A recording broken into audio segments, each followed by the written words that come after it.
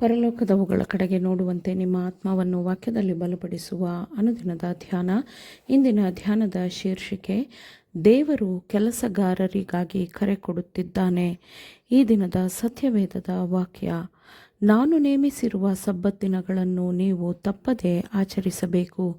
ನಿಮ್ಮನ್ನು ದೇವಜನರನ್ನಾಗಿ ಮಾಡಿರುವ ಯೆಹೋವನು ನಾನೇ ಎಂದು ನೀವು ತಿಳುಕೊಳ್ಳುವಂತೆ ಇದೇ ನನಗೂ ನಿಮಗೂ ನಿಮ್ಮ ಸಂತತಿಯವರಿಗೂ ಇರುವ ಗುರುತು. ವಿಮೋಚನಕಾಂಡ 31ನೇ ಅಧ್ಯಾಯ 13ನೇ ವಚನ. ಸಬ್ಬತ್ತಿನವನ್ನು ತುಳಿದು ಹಾಕಿ ಅದರಿಂದ ತಮ್ಮ ಪಾದಗಳನ್ನು ಬೇರೆಡೆಗೆ ತಿರುಗಿಸುವವರಿಗೆ ಕರ್ತನು ಮಾತನಾಡುತ್ತಾನೆ. ವಿಮೋಚನಕಾಂಡದ 31ನೇ ಅಧ್ಯಾಯದಲ್ಲಿ ಹೇಳಲಾದ ಸಬ್ಬತ್ ದಿನವು ಇದಾಗಿದೆ. ಇದನ್ನು ದೇವರು ತನಗೂ ತನ್ನ ಜನರಿಗೂ ಇರುವ ಗುರುತು ಎಂದು ಹೇಳಿದ್ದಾನೆ. ಈ ದಿನವನ್ನು ಪರಿಶುದ್ಧವಾಗಿಟ್ಟುಕೊಳ್ಳುವ ಮೂಲಕ 6 ದಿನಗಳಲ್ಲಿ ಲೋಕವನ್ನು ಉಂಟುಮಾಡಿ 7ನೆಯ ದಿನದಲ್ಲಿ ವಿಶ್ರಾಂತಿ ಹೊಂದಿದ ದೇವರನ್ನು ನಾವು ಪರಿಗಣಿಸುತ್ತೇವೆ ಎಂಬುದನ್ನು ನಾವು ಲೋಕಕ್ಕೆ ಪ್ರಕಟಪಡಿಸುತ್ತೇವೆ. ಶ್ರದ್ಧೆಯಿಂದ ಮತ್ತು ದಣಿವನ್ನು ಅರಿಯದೆ ನಾವು ಈ ಸಂದೇಶವನ್ನು ಸಾರಬೇಕು. ಇಲ್ಲದಿದ್ದರೆ ಸಮಯವು ಕಳೆದು ಹೋಗುತ್ತದೆ ಮತ್ತು ಜನರ ಮಧ್ಯೆ ಎಚ್ಚರಿಕೆ ಇಲ್ಲದಂತಾಗುತ್ತದೆ. ಮಾಡಬೇಕಾದ ಅನೇಕ ಕಾರ್ಯಗಳು ಮಾಡದೆ ಹಾಗೆಯೇ ಉಳಿದಿರುವುದನ್ನು ನಾನು ನೋಡಿದಾಗ ಬಹುತೇಕ ಮುರಿದು ಹೋಗುವಷ್ಟೇ ನೋವು ನನ್ನ ಹೃದಯದಲ್ಲಿ ಉಂಟಾಗುತ್ತದೆ. ದೇವರ ರಾಯಭಾರಿಗಳು ದೇವರೊಂದಿಗೆ ಜೀವವುಳ್ಳ ಸಂಪರ್ಕವನ್ನು ಹೊಂದಿಕೊಂಡಿರಬೇಕು. ಅವರು ತಮ್ಮ ಗಡಿಗಳನ್ನು ವಿಸ್ತರಿಸಬೇಕು, ತಮ್ಮ ಶ್ರಮವನ್ನು ಹೆಚ್ಚಿಸಬೇಕು. ಅವರ ಜೀವನವನ್ನು ಅವರು ಶುದ್ಧಗೊಳಿಸಿಕೊಂಡು ನಿರ್ಮಲಗೊಳಿಸಿಕೊಂಡು ಶೀಘ್ರದಲ್ಲೇ ಲೋಕದ ಮೇಲೆ ಬರಲಿರುವ ಆ ಮಹಾದಿನಕ್ಕೆ ಸಿದ್ಧಗೊಳ್ಳಬೇಕು.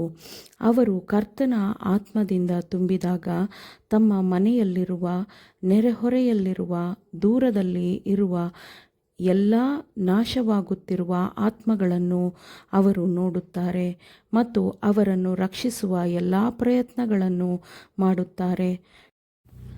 ಚೌಕಟ್ಟಿನಿಂದ ಹೊರಗುಳಿದಿರುವವರಿಗಾಗಿ ಶ್ರದ್ಧೆಯ ಪವಿತ್ರವಾದ ಪ್ರಯತ್ನವು ಟೀಕೆ ಅಥವಾ ಪ್ರಶ್ನೆಗಳಿಗೆ ಅವಕಾಶ ಕೊಡುವುದಿಲ್ಲ.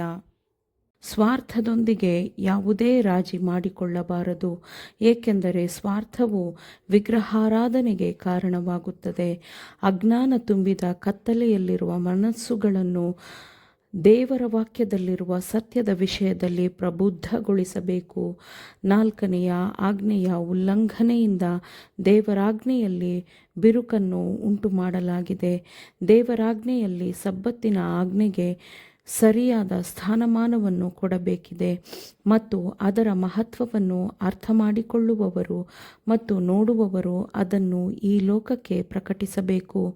ದಣಿವಿಲ್ಲದೆ ಒಗ್ಗಟ್ಟಿನಿಂದ ಕೆಲಸ ಮಾಡುವವರು, ತಾಳ್ಮೆಯಿಂದ ಅನೇಕ ತಲೆಮಾರುಗಳ ಅಡಿಪಾಯವನ್ನು ಎತ್ತುವಲ್ಲಿ ತಮ್ಮ ಪಾತ್ರವನ್ನು ನಿಷ್ಠೆಯಿಂದ ನಿರ್ವಹಿಸುವವರು, ಇವರನ್ನು ನಿರಂತರವಾದ ಪ್ರಯತ್ನದಿಂದ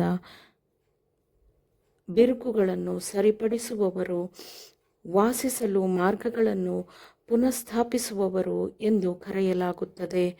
ಪ್ರಸ್ತುತ ಸತ್ಯದ ಬೆಳಕನ್ನು ಹೊಂದಿದ್ದರೂ ಈ ಬೆಳಕನ್ನು ಇತರರಿಗೆ ಪ್ರತಿಫಲಿಸಲು ವಿಫಲರಾದವರಿಗೆ ಯಾವುದೇ ಕ್ಷಮೆಯಿಲ್ಲ. ದೇವರು ಕೆಲಸಗಾರರನ್ನು ಕರೆಯುತ್ತಾನೆ. ನಾವು ಆತನ ಸಹಾಯ ಹಸ್ತಗಳಾಗಿ ಮತ್ತು ಸಹಾಯದ ಧ್ವನಿಗಳಾಗಿ ಆತನೊಂದಿಗೆ ಸಹಕರಿಸುವಲ್ಲಿ ನಾವು ದೊಡ್ಡ ಕೆಲಸವನ್ನು ಮಾಡಬೇಕಾಗಿದೆ. ಪ್ರತಿಯೊಂದು ಆತ್ಮದ ಮಾರ್ಗಕ್ಕೂ ಸೈತಾನನು ತನ್ನ ನರಕದ ನೆರಳನ್ನು ಹಾಕುತ್ತಿದ್ದಾನೆ ಮತ್ತು ಈ ಕೊನೆಯ ಕಾಲಕ್ಕೆ ಇರುವ ಶೋಧಿಸಲ್ಪಡುವ ಸತ್ಯವನ್ನು ಮರೆಮಾಡಲು ಸೈತಾನನು ಬಯಸುತ್ತಿದ್ದಾನೆ.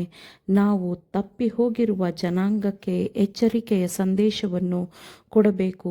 ಕ್ರಿಸ್ತನು ಬರುವಾಗ ಅವರು ಧರ್ಮಭ್ರಷ್ಟರ ಪರವಾಗಿದ್ದು ನಿಷ್ಠೆಯಿಲ್ಲದವರಾಗಿ ಕಂಡು ಬರದಂತೆ ನಾವು ದೇವರಾಜ್ಞೆಯ ಬಾಧ್ಯತೆಯ ಹಕ್ಕುಗಳನ್ನು ಜನರಿಗೆ ಪ್ರಕಟಪಡಿಸಬೇಕು. ಈಗ ನಾವು ದೇವರ ಮಾರ್ಗವನ್ನು ಸಿದ್ಧಪಡಿಸಬೇಕು. ದೇವರಿಗಾಗಿ ನಾವು ಮರುಭೂಮಿಯಲ್ಲಿ ಒಂದು ಹೆದ್ದಾರಿಯನ್ನು ಸ್ಪಷ್ಟವಾಗಿ ಮಾಡಬೇಕು. ಆಮೇನ್. ದೇವರ ವಾಕ್ಯಗಳನ್ನು ಶ್ರದ್ಧೆಯಿಂದ ಆಲಿಸುವವರು ಮಾತ್ರವೇ ಆಗಿರದೆ ಪಾಲಿಸುವವರು ಆಗಬೇಕೆಂದು ನಿಮ್ಮನ್ನು ಉತ್ತೇಜಿಸುತ್ತೇನೆ. ಪರಿಶುದ್ಧಾತ್ಮನ ಸಹಾಯದಿಂದ ಆಲಿಸಿದ ನಿಮ್ಮೆಲ್ಲರಿಗೂ ಧನ್ಯವಾದಗಳು. ಮತ್ತೆ ದೈನಂದಿನ ಧ್ಯಾನಕ್ಕಾಗಿ ನಾಳೆ ಸಂಧಿಸೋಣ. ಆಮೇನ್.